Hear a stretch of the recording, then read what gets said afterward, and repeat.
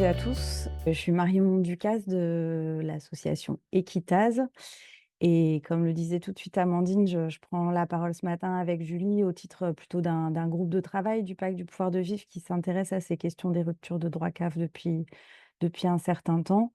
Juste un mot pour dire qu'Equitase, nous, notre travail, c'est d'animer des collectifs de personnes concernées et notamment par les questions des minima sociaux. Donc, on va apporter un regard ce matin, mais également avec Julie, un peu du point de vue des personnes qui sont concernées par cette question de vivre avec des minima sociaux. Et puis, par ce travail de lien avec ces collectifs, on est allié à des coalitions telles que le Pacte du pouvoir de vivre qui permet de porter des propositions auprès d'un certain nombre de décideurs à l'échelle nationale. Et donc, c'est ce qu'on fait, c'est ce qu'on entreprend à destination de la CNAF depuis un certain temps. Dans les autres organisations de ce groupe de travail, je prends une seconde pour les citer, sont présents APF France Handicap, le Secours catholique, la Fondation Abbé Pierre, ATD Carmonde et la CFDT. Et alors, si nous, on a démarré à travers ce groupe de travail un dialogue avec la CNAF à l'automne 2023, d'abord autour d'une note que le Pacte du pouvoir de vivre avait rédigée sur la solidarité à la source, qui nous a ensuite amené à travailler sur les questions de rupture de droit, qui était un des sujets qui remontait très très fort de nos différentes organisations. On n'est pas du tout les seuls membres, organisations de la société civile à se préoccuper de cette question de l'accès effectif aux droits sociaux et des difficultés de maintenir des droits dans la durée. Et donc, c'est important de dire que, par exemple, dans le paysage, un collectif comme Changer de cap ou la Quadrature du Net, qui s'est intéressé fort à la question des algorithmes dont on parlera peu aujourd'hui, s'intéresse aussi à ces sujets-là depuis longtemps. Et c'est aussi le cas du collectif droits sociaux qu'anime Julie Closier. Mais du coup, Julie, je te laisserai le présenter. Juste avant de te laisser la parole pour que tu puisses dire un mot aussi de ton côté. Notre intention ce matin, c'est un peu faire du décryptage d'un sujet qui est finalement complexe parce qu'il croise à la fois des enjeux juridiques, des enjeux politiques. Il croise quelque part une logique industrielle qui est celle de donner des droits à des millions de personnes avec tout ce que ça implique de technique aussi. Et il parle aussi du très humain et du très quotidien et de la vie des personnes qui sont les plus fragilisées dans notre société. Donc voilà, ce n'est pas un sujet forcément simple. On essaye d'apporter des éléments. Vous verrez qu'en 20 minutes, on ne va pas du tout aborder tous les sujets, mais en tout cas, on va vous partager ce sur quoi on a le plus travaillé cette dernière année, qui est cette question un peu des ruptures, des suspensions de droits et de leurs conséquences sur la vie des personnes. Donc, après la présentation de Julie, je dirais un mot du contexte et un peu d'où on parle sur ce sujet-là. Julie décryptera pour nous un peu ce qu'on met derrière ce terme de suspension de droit, ce que ça recouvre concrètement et juridiquement. Et puis, je reprendrai à la fin pour vous partager un peu nos propositions et nos perspectives, en tout cas, ce sur quoi on pense vraiment qu'il y a des marges de progrès sur ce sujet-là. Que ça soit du côté plutôt du législateur politique, mais en particulier du côté de la Caisse nationale d'allocation familiale qui a aussi un certain nombre de leviers possibles. Voilà pour ce qui est de la petite introduction. Julie, je te laisse la parole. Oui, merci. Bonjour à tous. Donc moi, je suis Julie, je suis juriste, je suis spécialisée sur les questions de droit au logement et puis d'accès aux droits sociaux. Et j'informe les intervenants sociaux, notamment associatifs, sur ces sujets-là. Et je suis sollicitée ces dernières années très régulièrement sur des difficultés d'accès et de maintien de droits et de prestations qui sont délivrés par les CAF ou par les MSA aussi pour des personnes qui seraient en situation de mal logement ou de précarité. Donc rapidement, on a constaté sur les dernières années notamment des situations récurrentes d'allocataires qui font face à des pratiques qui, quand on rentre un petit peu dans le détail, semblent parfois un petit peu abusives ou en tout cas pas complètement dans le respect de peut-être les procédures qui sont normalement prévues. Et donc, on a amorcé, en effet, comme disait Marion, avec plusieurs, ce travail de documenter ces situations-là des personnes qui sont rencontrées par les associations au quotidien, Et puis essayer d'interpeller sur la base de ces constats qu'on fait de situations un peu récurrentes sur le territoire, interpeller la CNAF et engager avec eux un dialogue. Donc, moi, je suis membre d'un collectif d'associations, de praticiens du droit, de personnes concernées qui s'intitule Collectif Droits Sociaux et avec d'autres acteurs, on travaille sur ces questions-là et les actions des collectifs et des associations convergent en fait actuellement autour de ce sujet, ces préconisations. Merci Julie. Pour vous dire un petit peu d'où on parle, et puis un peu des fondamentaux, mais qu'il faut toujours, il nous semble, rappeler quand on aborde, ces questions-là.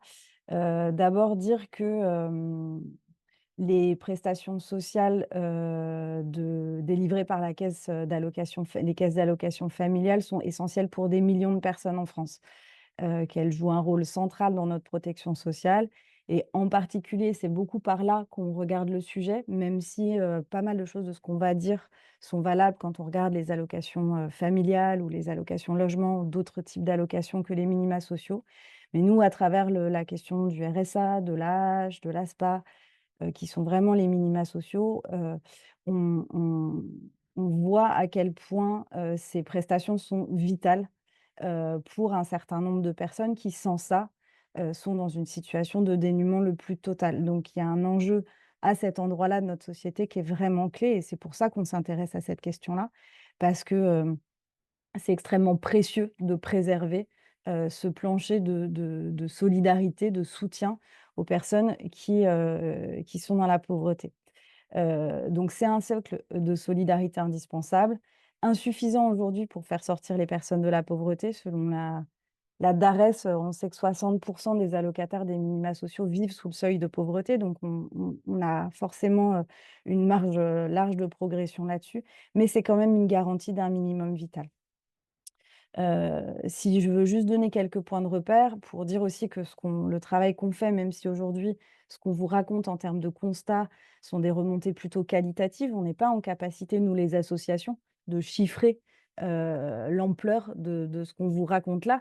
Ce qu'on sait juste, c'est qu'on est suffisamment convergents entre toutes nos associations qui travaillons avec des publics en difficulté pour dire qu'il y a vraiment un sujet sur cette question de l'accès aux prestations sociales et de leur maintien. Et pour ce qui concerne le nombre un peu d'allocataires, on sait que le RSA, c'est aujourd'hui 1,8 million de personnes en France. Si on compte, les conjoints, les enfants des foyers, on arrive à 3,6 millions de personnes. L'allocation adulte handicapé, c'est 1,5 million de personnes et il y a, de manière cumulative avec le RSA, mais 4,5 millions de foyers qui reçoivent la prime d'activité. Donc, voilà, ce sujet concerne quand même une part importante des personnes.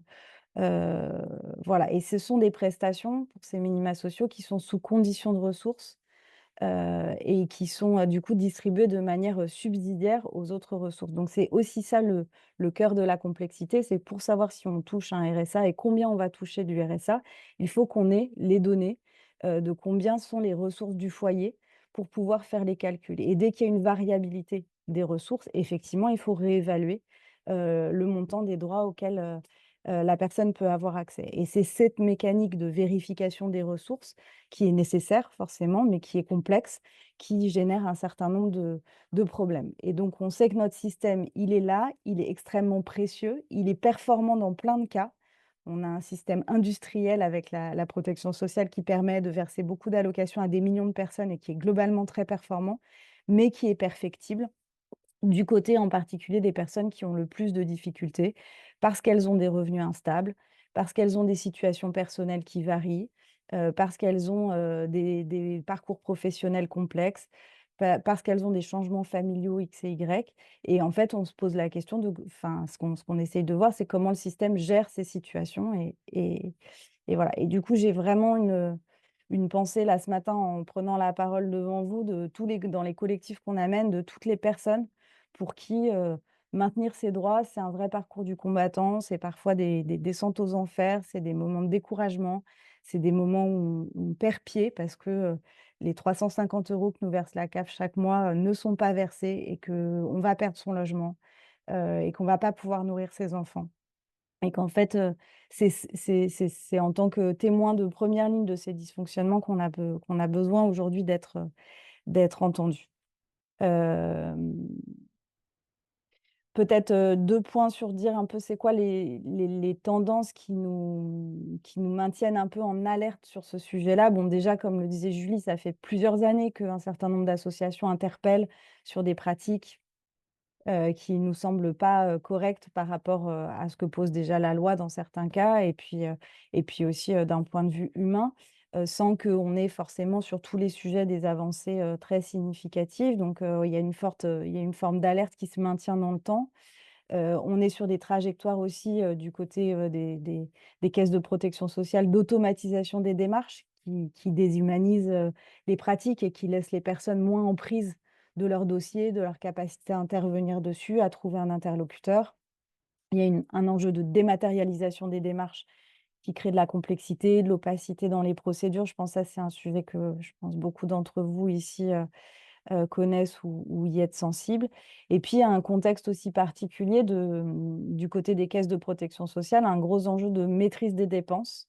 La Cour des comptes, a signalé en 2023 dans son rapport que, la CNAF devait, faire preuve de plus grande fermeté ou en tout cas de plus grande maîtrise de ses dépenses et en particulier, de tout ce qu'on appelle les indus, c'est-à-dire les prestations qui sont versées et qui devraient être remboursées parce qu'elles ont été versées à tort aux allocataires, qui sont chiffrées quand même à 5,5 milliards d'euros en 2023.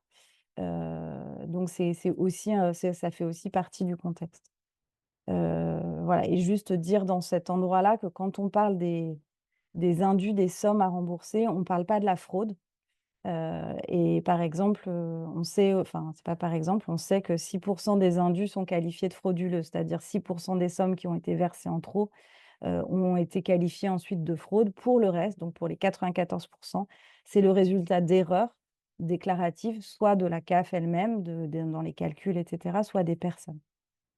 Voilà un peu pour les éléments de contexte, mais peut-être pour, rentrer un peu plus dans quand on a commencé à discuter avec la CNAF des suspensions de droits, on s'est rendu compte aussi qu'on parlait parfois de situations différentes et qu'on parlait de problèmes différents et donc c'est ça qui nous a amené un peu à qualifier de quoi on parle quand on parle de suspension de droits et c'est ce que va nous raconter Julie.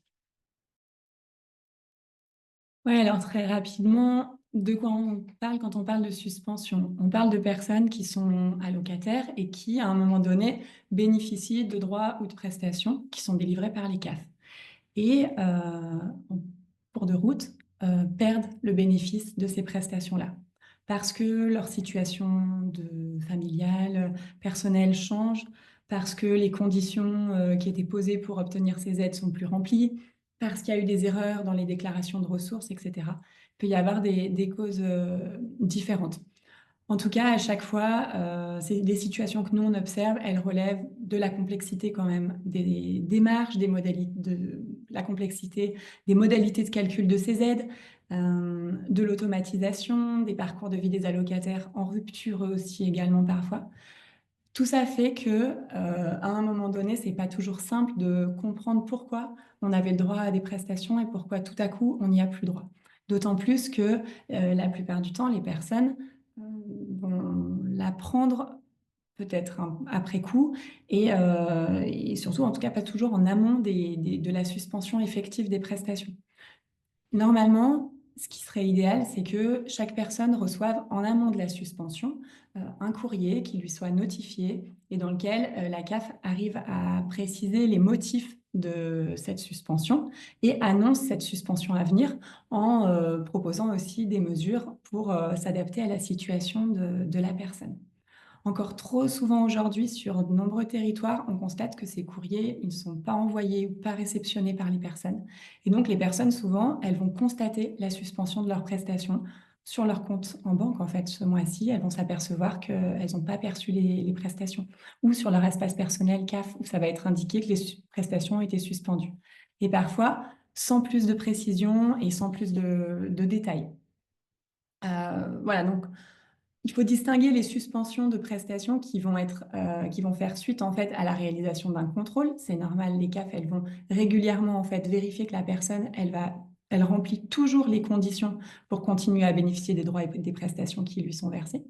Et puis, il y a d'autres types de prestations, de suspensions, pardon, qu'on observe. C'est des suspensions qu'on appelle préventives, dans le sens où la CAF semble appliquer une suspension le temps de la vérification des conditions à remplir pour s'assurer que la personne peut continuer à la percevoir. Et là, nous, on rencontre énormément de personnes qui se trouvent encore aujourd'hui dans ces situations. Et ça, c'est extrêmement problématique parce que ces suspensions en amont, elles sont normalement pas autorisées puisque la personne, elle devrait être informée d'une décision qui la concerne et surtout avoir la possibilité de la contester. Et donc, c'est tout l'enjeu de pouvoir lui indiquer comment contester une décision avec laquelle elle ne serait pas d'accord. Alors, sur les moyens dont disposent les personnes pour contester ces décisions-là, déjà, vous voyez, il faut obtenir l'information, la comprendre et puis arriver à comprendre comment on conteste et quels enjeux se posent à une contestation.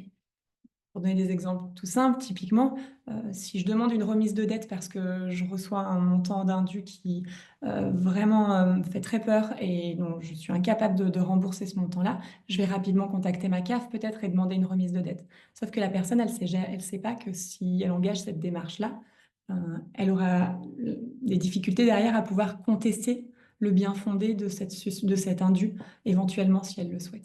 Donc voilà, donc il y a tout un enjeu fort en fait d'information qui s'améliore et on voit aujourd'hui des personnes qui reçoivent des courriers avec en effet toutes ces informations-là. La question derrière, c'est aussi comment cette information, elle va être réceptionnée par les personnes et comment on s'y retrouve dans ces procédures qui restent quand même extrêmement complexes. L'autre enjeu, c'est l'effectivité de l'accès au droit.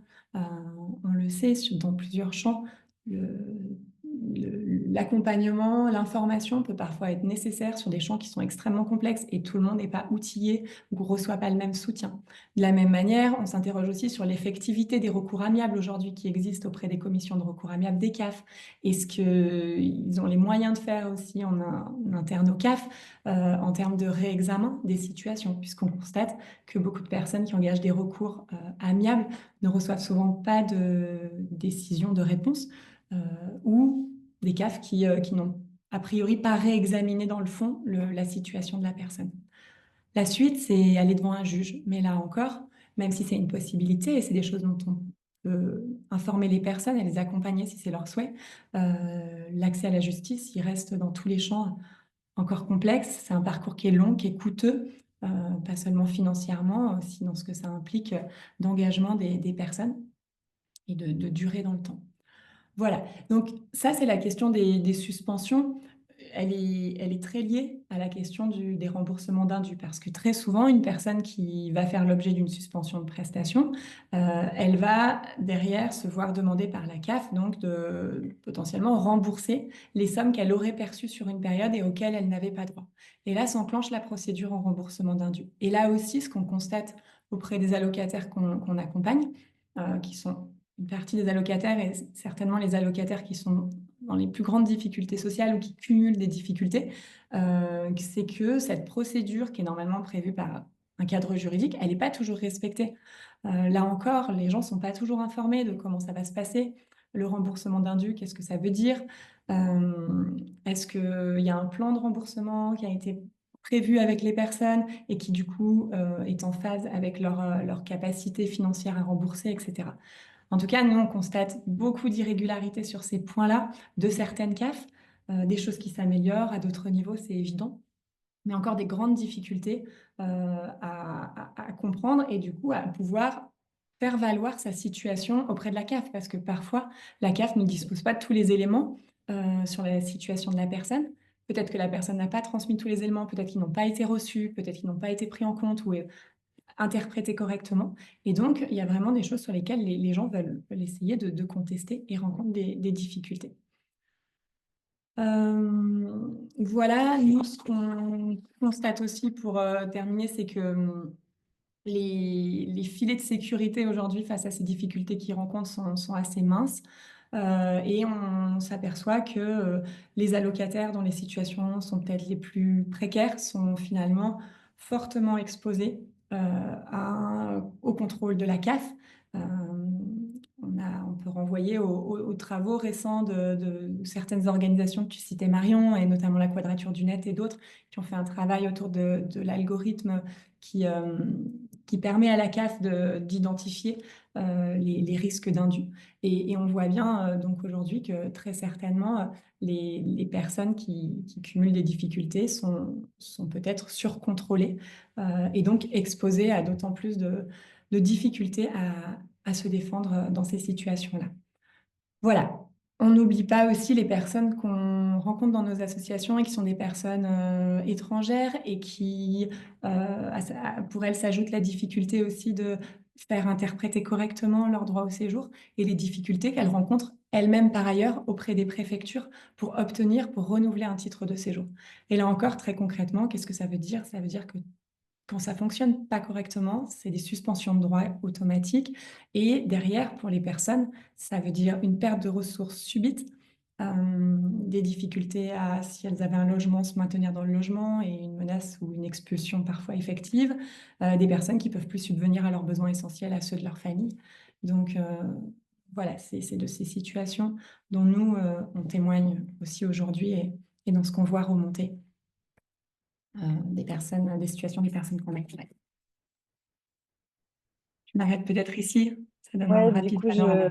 je vous propose de terminer sur les 5 dernières minutes qui nous restent, par, vous donner un peu des éléments du côté des propositions, même si à travers les constats que tu décris, Julie, on voit bien quelles sont, les directions dans lesquelles il faut aller. Peut-être ce qui est important de distinguer, c'est que, enfin, il y a des propositions qui sont de l'ordre politique et qui sont de l'ordre du législateur, en fait, sur lequel la CNAF seule n'a pas la main et ne peut pas décider. Et je pense en particulier à toutes les règles de simplification des modes de calcul. Aujourd'hui, le défi de la CNAF, c'est d'internaliser la complexité des règles sociales ou des règles politiques d'accès aux minima sociaux et de minimiser la complexité pour les personnes. Sauf qu'en fait, notre système est tellement complexe que ça rend les choses difficiles. Je pense en particulier à l'exemple un peu emblématique de la prime d'activité, qui est une mesure qui a été construite comme complément à des ressources du travail et comme incitatif au retour à l'emploi aussi. Donc, il y a tout un corpus idéologique sur les trappes à inactivité qu'on pourrait discuter, mais ça, ce serait un autre webinaire. Mais toujours est-il qu'aujourd'hui, la prime d'activité, c'est 60% d'erreurs déclaratives dans les déclarations de ressources. Ça montre bien qu'à ce stade-là, il y a quand même quelque chose qui est de l'ordre d'une mesure qui est mal qui est mal pensée à la base pour qu'on en arrive à de telles erreurs et du coup, des impacts incroyables du type, j'ai travaillé, tant d'heures le mois dernier, je vais toucher la prime d'activité, donc je vais avoir un plus sur mon RSA, mais dans la déclaration trimestrielle suivante, si je n'ai pas retravaillé, j'aurai plus la prime d'activité, j'aurai une diminution de mon RSA et comment je prévois ça dans un budget contraint? Sur les 6 prochains mois, c'est absolument impossible et y compris les travailleurs sociaux disent à quel point c'est impossible de faire cette prévisibilité des calculs. Donc on a un certain nombre de propositions qui vont plutôt du côté politique, mais que je mentionne très rapidement ici. Au pacte du pouvoir de vivre, on est en faveur d'une revalorisation des minima sociaux à 50 du revenu médian. Ce qui, pose un socle de solidarité, plutôt autour des 900 ou des 1 000 € et on est déjà dans un autre, gap en termes de sécurité, même si c'est complètement connexe à ce qu'on se dit et sur la question, de la réforme solidarité à la source, sur laquelle, on s'était positionné il y a un an, qui est une réforme qui va se mettre en place en 2025, qui est vraiment dans les mains de la CNAF qui permet d'automatiser, le remplissage des déclarations de ressources, donc qui a un vrai potentiel de diminution des risques d'erreur. On a quand même, émis un certain nombre de préconisations du type que cette réforme ne peut pas se passer de renforcement des moyens humains et des moyens d'accompagnement, parce que l'automatisation ne fera pas tout et dans les situations complexes, on a toujours besoin d'un interlocuteur et qu'aujourd'hui, c'est beaucoup ça qui fait défaut aux personnes. On a besoin de regarder de plus près les bases ressources. Qu'est-ce qu'on compte dans les ressources des personnes? Des risques d'erreur sont aussi liés au fait que, bah, tout un tas de toutes petites ressources doivent être déclarées, peuvent être qualifiées. si on a oublié de les déclarer et qu'en particulier, je pense aux dons familiaux, du chèque de 100 € de la grand-mère dont on parle régulièrement dans nos rencontres, associatives. Bah, ça fait partie de la déclaration de ressources et ça a un impact aussi dans les modes de calcul et on est sur une forme de, de complexification du système un peu à outrance pour des gens qui vivent, on rappelle, vraiment, vraiment loin du seuil de pauvreté.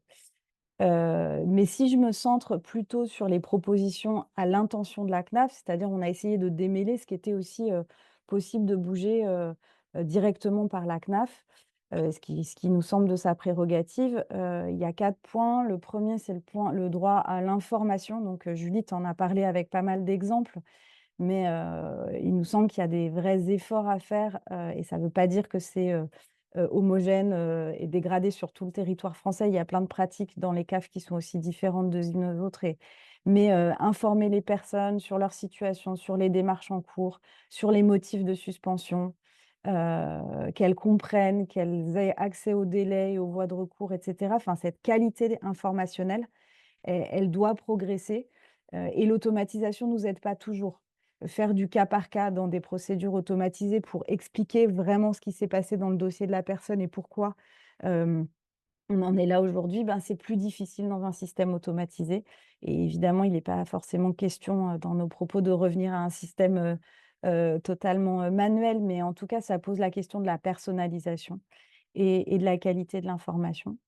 Le deuxième point, c'est le droit à l'erreur, qui doit être respecté pour les allocataires, qui doivent pouvoir contester les décisions qui les concernent et sur lesquelles avec lesquelles ils ne sont pas d'accord. Et pour ça, par exemple, une de nos demandes, c'est que lorsqu'un indu est contesté, il faut que les remboursements soient immédiatement suspendus, le temps de l'examen de ce recours, de rendre par exemple, enfin moi je sais, j'accompagne quelques personnes, sur mon territoire et de rendre effectif l'accessibilité à un interlocuteur unique, ça nous semble indispensable en fait. On a des personnes qui sont ballottées entre leur travailleur social, une personne de la CAF et cetera et en fait on a énormément du mal à dénouer des situations complexes avec, la difficulté d'accéder à une personne qui sait répondre à la question. On a un troisième élément qui est la question du respect du reste à vivre et donc d'un revenu qui soit insaisissable, heu, parce que, il y a des cas où, les remboursements d'indus, sont prélevés et les personnes se retrouvent bien en dessous de ce qu'elles devraient, garder pour, comme minimum vital. Donc ça nous semble une priorité, absolument indispensable de pouvoir respecter ça. Hem Et puis, il y a des enjeux, plus transversaux qui sont, donc, la question de la transparence sur les données. Heu, pour nous, associations, l'enjeu de la publication des instructions, quelles sont les consignes données au CAF, c'est essentiel pour pouvoir aussi accompagner les personnes. C'est essentiel en termes de transparence. Donc il y a des efforts qui sont faits de la CNAF de ce côté-là, depuis quelques années, mais c'est insuffisant et aujourd'hui, il y a des choses qui restent encore, très floues. Et de la même manière, sur les enjeux un peu plus transversaux, il y a une question d'égalité de traitement sur le territoire national et on voit bien que, d'une CAF à une autre, il y a des pratiques qui sont absolument, des fois, très hétérogènes et qui ne sont pas pour, nous rassurer sur le traitement, égalitaire des personnes sur l'ensemble du territoire. Donc, je vais m'arrêter là pour vous laisser le temps de poser des questions, juste, pour dire que pour nous, le patrimoine des plus pauvres, ce sont leurs droits. C'est le seul, qu'ils puissent, avoir, d'une certaine manière et leurs droits sociaux en particulier. Donc ça a vraiment de la valeur de prendre attention à ça, de prendre garde à ça. Je crois que personne n'a à y gagner à sacrifier à cet endroit-là. Et si on doit lâcher du lest, sur, le contrôle, des coûts et des dépenses, il faut regarder où est-ce qu'on le lâche, et où est-ce qu'on le tient parce que, là on s'attaque à des personnes qui, aujourd'hui ont plutôt besoin de sécurité dans l'accès à leurs ressources et à leurs droits pour pouvoir se projeter dans l'avenir. Ce qui est aussi, une des graves conséquences de ces suspensions, c'est l'incapacité à se projeter, ne serait-ce que sur le lendemain et je ne parle pas des mois à venir. Voilà. Je vous remercie. Merci beaucoup, merci Marion, merci Julie, pour cette présentation très claire. Il y a déjà quelques questions, mais n'hésitez pas à compléter, encore une fois, dans le petit chat en bas du webinaire. Il y a une première question d'Isabelle, qui est élue représentante de CFDT Agri-Agro, pour savoir si vous travaillez également avec la MSA, qui gère donc le monde agricole et les salariés. Et je vais y ajouter la question de Franck sur les liens avec les administrateurs des CAF. Euh, voilà, comment vous travaillez finalement avec ces acteurs-là, précisément. Peut-être juste, je peux répondre sur la MSA, puis je te laisse prendre la suite comme ça, parce que j'ai cité la MSA au même titre que les CAF tout à l'heure, dans les remontées de terrain quand on a des difficultés rencontrées.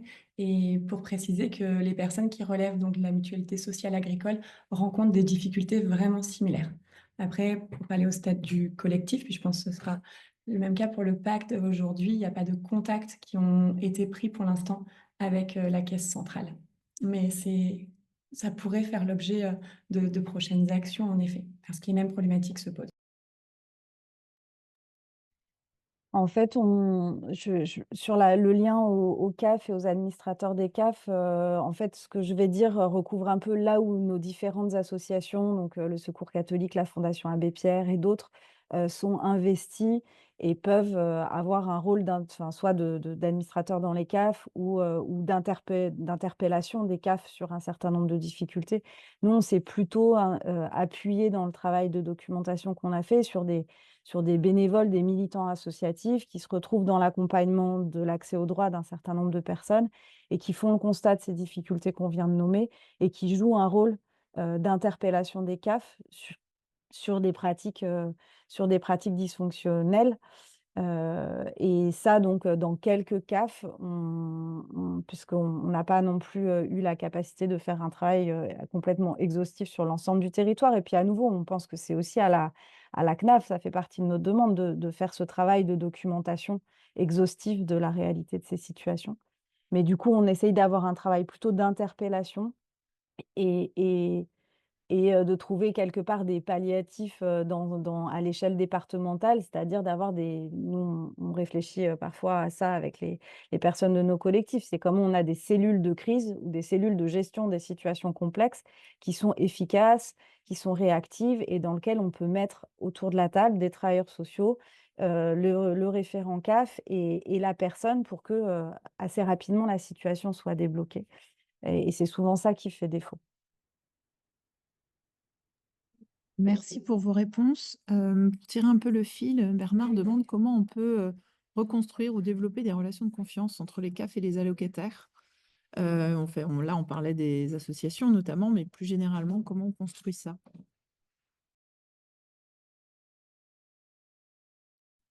Je veux bien tenter une première réponse et puis moi,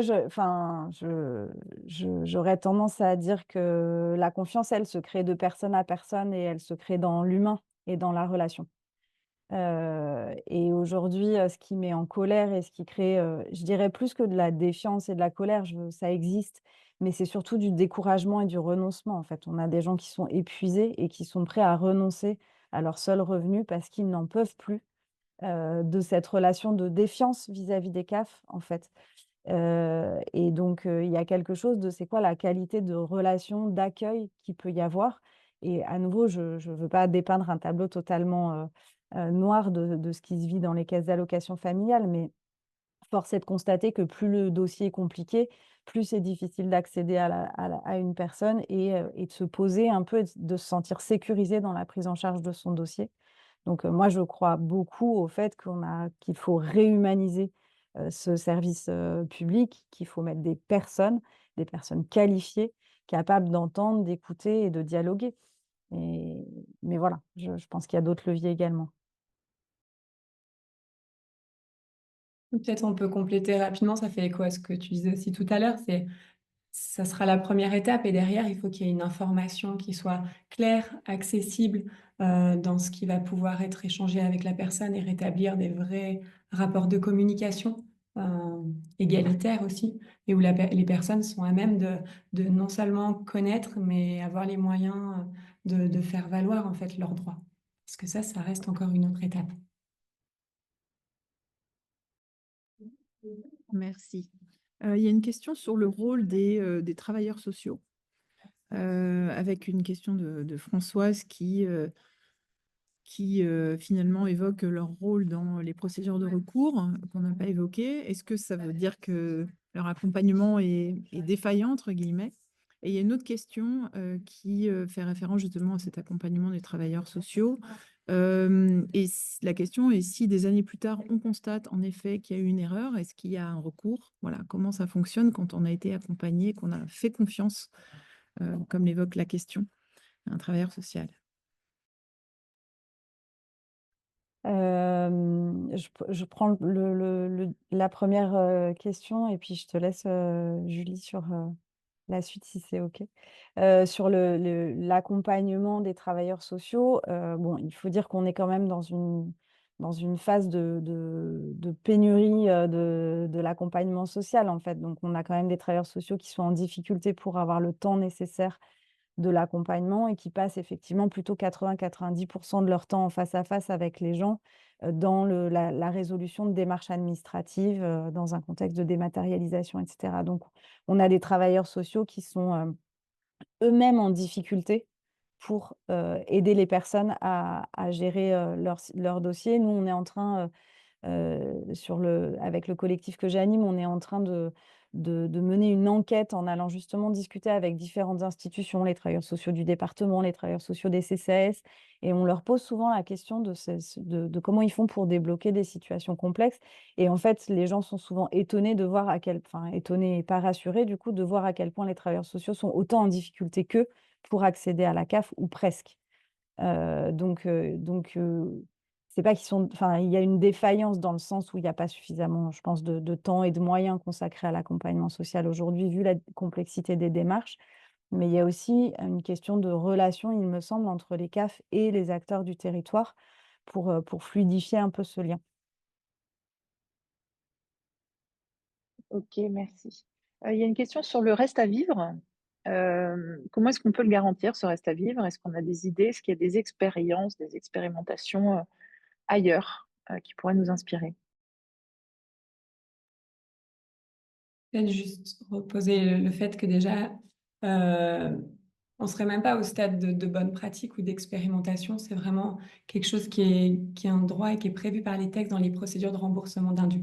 C'est pas une option, c'est vraiment quelque chose qui est obligatoire et qui doit être du coup, pensé et construit, le plan de remboursement avec les personnes, et en ayant, connaissance et conscience du coup, de la réalité de leur situation, économique. Donc il y a plein de territoires sur lesquels et certainement la majorité des territoires et pour la majorité des allocataires, nous, on n'a pas ces données chiffrées-là, donc on ne peut pas vous donner de proportions, mais en tout cas, on peut vous parler des gens qu'on accompagne nous et nous, les gens qu'on accompagne, on s'aperçoit qu'il arrive que ce ne soit pas le cas et c'est assez régulier, qu'il n'y ait pas eu, de rendez-vous proposé à la personne pour, mettre en place un plan de remboursement personnalisé et encore chaque jour, on voit arriver des courriers de différentes CAF sur différents territoires qui indiquent à la personne: «Vos prestations ont été suspendues, vous nous devez tant» et tant, ça chiffre à plusieurs milliers d'euros très souvent. Voilà, moi, ce que je peux partager très rapidement.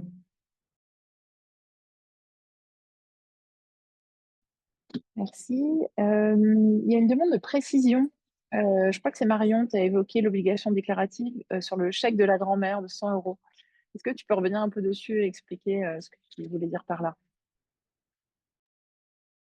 En fait, les modes pour calculer son éligibilité, par exemple, au RSA, il faut déclarer l'intégralité de ses ressources et renouveler cette déclaration qu'on appelle la déclaration trimestrielle des ressources tous les 3 mois. Et donc, l'intégralité des ressources, c'est l'intégralité des ressources du foyer, que ça soit des revenus du travail, que ça soit d'autres prestations sociales, que ça soit, et en fait, tout un tas de petites ressources du type, j'ai vendu une cafetière sur le Bon Coin ou ma grand-mère m'a fait un chèque de 200 € à Noël, sont censées être, déclarées en fait et ça rajoute, enfin voilà, ça rajoute une pression et enfin, de notre point de vue, une inutilité et de en fait, souvent, il y a l'exemple de dire: «Oui, mais en fait, si la grand-mère est milliardaire et qu'en fait elle donne, 500 € par mois, comment on contrôle ça?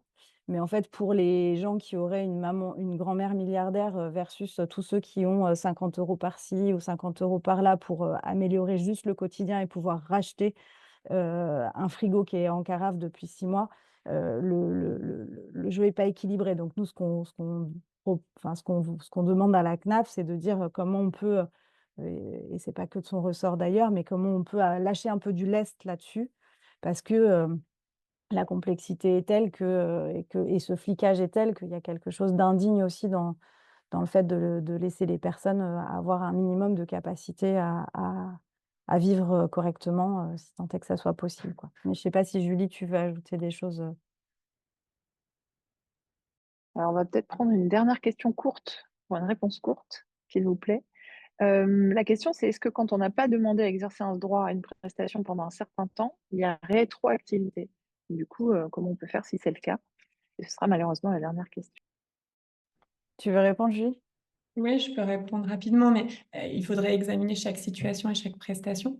Il y a des prestations qui pourraient être demandées a posteriori, mais pas toutes. Et normalement, les prestations s'ouvrent à compter de la demande, le droit aux prestations à compter du moment où la personne fait la demande et où elle remplit les conditions pour l'obtenir. Et il y avait tout à l'heure aussi la question de jusqu'à quand la personne peut contester éventuellement si elle s'aperçoit de difficultés plus tard. Et là encore, il y a un délai de prescription qui se pose de 2 ans pour contester dans ces cas-là. Donc voilà, c'est difficile de faire des généralités en 1 minute, mais en effet, il faut se renseigner parce que le cadre est différent pour l'accès à chaque prestation et, euh, et se renseigner en fonction de la prestation et des conditions à remplir spécifiquement. Alors, merci beaucoup à toutes les deux. Il y a encore beaucoup de questions, et je pense des questions extrêmement intéressantes, que je vais transmettre à Marion et Julie.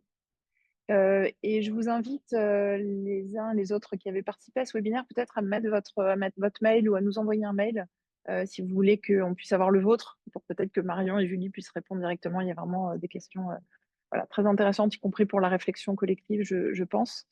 Donc ce webinaire sera disponible en replay très rapidement, mais on va l'envoyer en lien avec le document dont on vous parlait tout à l'heure de proposition, c'est-à-dire à partir de la semaine prochaine, pour que vous ayez à la fois le webinaire et le document que vous pourrez évidemment revoir, mais aussi transmettre dans vos réseaux et partager autour de vous.